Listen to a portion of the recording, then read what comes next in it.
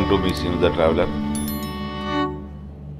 చిన్న విషయం ఏమంటే అండి, ఉగాది అనగానే పనికిమాలినటువంటి వాళ్ళు కొంతమంది వస్తారు. ఓ గోగినేని బాబు పేర్లే చెప్పేస్తా, ఎందుకు మొహమాటం ఎందుకు మనకి, ఓ టీవీ రావు గారు, ఓ రమేష్ గారు, ఇట్లా రకరకాలైనటువంటి వాళ్ళు వాళ్ళ భావాలన్నీ తీసుకొచ్చి పంచాంగం ఉత్త ట్రాష్ అంటాడు, పంచాంగాన్ని నమ్మద్దు అంటాడు.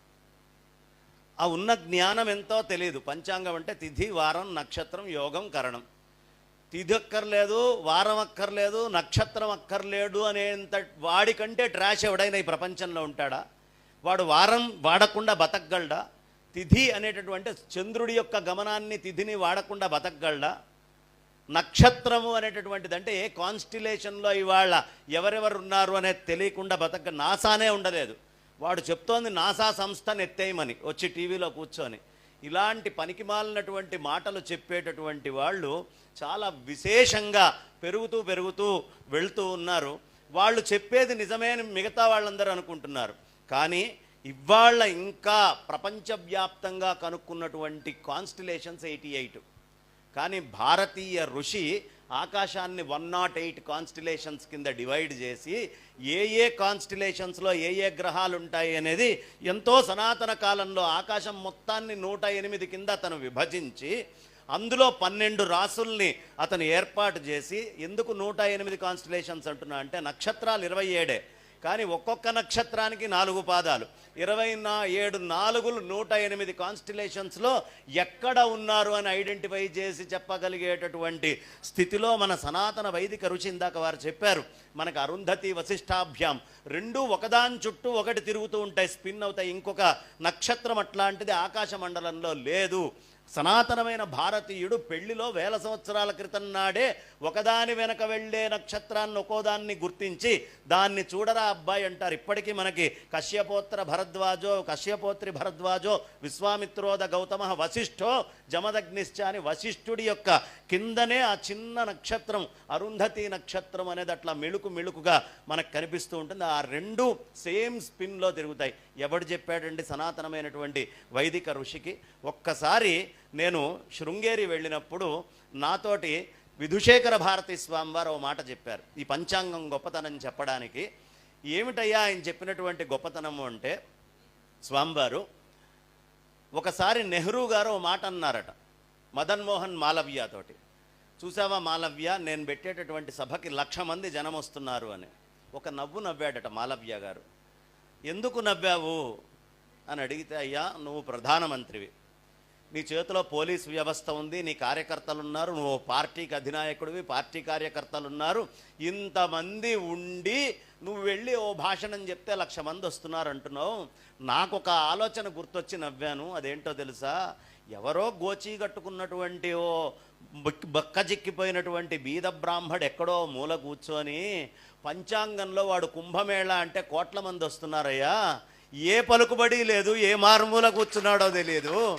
అలాంటి మహానుభావుడు చెప్పినటువంటి ఆ విషయం గుర్తొచ్చి, దానికి నువ్వేం చేస్తున్నావో చెప్పు పంచాంగానికి, నీ గురించి 1,00,000 మందికే ఇంత గొప్పగా చెప్తే 1 కోట్ల మందిని తెస్తున్నటువంటి ఆ పంచాంగం ఇంకెంత గొప్పది అనే మాట చెప్పారు. అలాంటి పంచాంగానికి మనం పూజ చేసుకోవడమే, కాలానికి పూజ చేసుకోవడమే ఉగాది.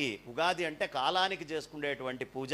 ఆ కాలము గొప్పగా ఉండాలి అనే ఉద్దేశంతో ముందే మహాపండితులు మా గురువుగారు బ్రహ్మశ్రీ ముదిగొండ శంకర శర్మ గురువుగారు లాంటి పెద్దలందరినీ పిలిచి ఇక్కడ సాష్టాంగం చేసి నమస్కారం చేసుకొని ఆశీస్సులు తీసుకున్నామంటే ఈ శోభకృత్ అత్యంత వైభవంగా శోభాయమానంగా ఉండబోతోంది. దీంట్లో అనుమానం ఏమీ లేదు.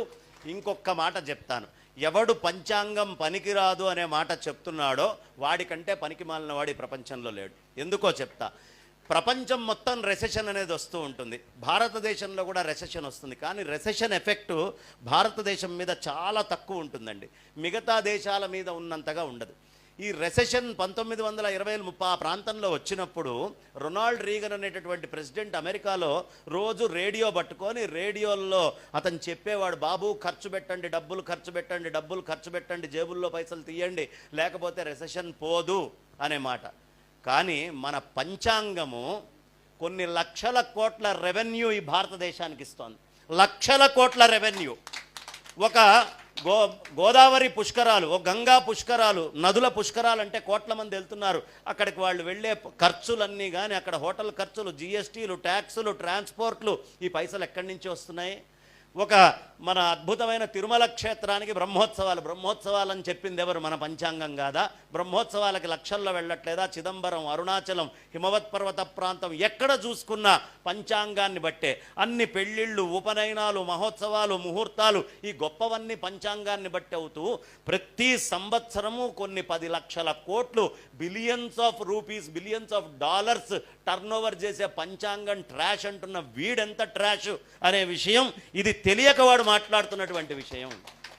వ్రతాలేమిటి, నోములేమిటి, మనం చేసుకునే వ్రతాలు, పండగలు, నోములు ఎంత ఖర్చు అవుతుందండి? ఎన్ని పండ్లు, ఎన్ని పూలు, ఈ మొత్తం అంతా సమాజం బతుకుతోంది అంటే ఆ డబ్బులు తీసి ఆ మొత్తం రెవెన్యూస్ని జనరేట్ చేయటం వల్ల కదా ఈ పంచాంగం చేస్తున్నటువంటి గొప్ప. కానీ ఇవాళ నేను యమునా పాఠక్ గారిని ఒక చిన్న అభ్యర్థన అడుగుతున్నా.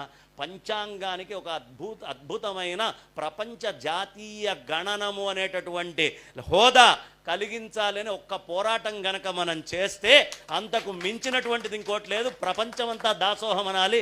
మన పుట్టినరోజులు, మనకు సంబంధించిన పెళ్లి రోజులు, మనకు సంబంధించినటువంటి అన్నీ కూడా మళ్ళీ పంచాంగం ప్రకారమే చేసుకుంటాము అనేటటువంటి ప్రమాణం చెయ్యాలి. ట్రూ టైం, మీన్ టైం అని 2 చెప్పుకున్నాం కదా. ఒక్క 2 నిమిషాల్లో నేను ముగించైపోతున్నా, 2 నిమిషాలు కూడా పట్టదు. ట్రూ టైం, మీన్ టైం అంటే ఏమిటి అంటే, కలకత్తాలో మనకు ఒక విమానాశ్రయం ఉంటుంది. ఆ విమానాశ్రయంలో వాచ్ చూసుకునేవాడు 12 అంటాడు. అదేవిధంగా రాజస్థాన్లో జైపూర్లో విమానాశ్రయంలో వాడు కూడా 12 అంటున్నాడు. ఎలా కుదురుతుందండి? తూర్పున ఉండేదానికి పశ్చిమాన ఉండేదానికి టైం 12 ఒకటే ఎలా ఉంటుంది? ఎందుకుందయ్యా అంటే, ఇక్కడి నుంచి ఫ్లైట్ ల్యాండ్ అయ్యేటప్పుడు టైములు మారితే ఒకడికొకడికి ఇబ్బంది అయి మొత్తం ప్రపంచ వ్యవహారాలు, రైలు ఎక్కాలన్నా, బస్సులు ఎక్కాలన్నా, పనులు చేయాలన్నా ఇబ్బంది అవుతుంది. కాబట్టి మీన్ టైం వాడతాం. అదే మనం ముహూర్తాల విషయం వచ్చేటప్పటికి, పెళ్ళిళ్ళ విషయాలు వచ్చేటప్పటికి సూర్యనారాయణమూర్తిని లెక్క వేసుకొని ఆ లాటిట్యూడ్, లాంజిట్యూడ్ తోటి వచ్చేటటువంటి క్యాలిక్యులేషన్స్ మొత్తం మనం వేసుకొని దానిని పట్టి, అంటే అబ్సల్యూట్ ట్రూ టైం మన పంచాంగం. నిజమైనటువంటి సమయాన్ని మళ్ళీ మనమందరం వాడుకుందాం, మన పంచాంగాన్ని మనం వాడుకుందాం. అందుకనే ప్రదేశానికి పంచాంగం మారుతుందమ్మా. కొన్ని వందల పంచాంగాలు ఉన్నాయట మొత్తం క్యాలెండర్ తయారు చేసే నాటికి. ఎందుకున్నాయి అంటే, ప్రాంతానికి కాలము అనే దాని యొక్క గణనం మారుతుంది కాబట్టి అంతటి మహత్తరమైనటువంటి పంచాంగాన్ని ఇవాల్టి నుంచి ఓ ప్రతిజ్ఞ చేసుకొని మనం వాడదాం.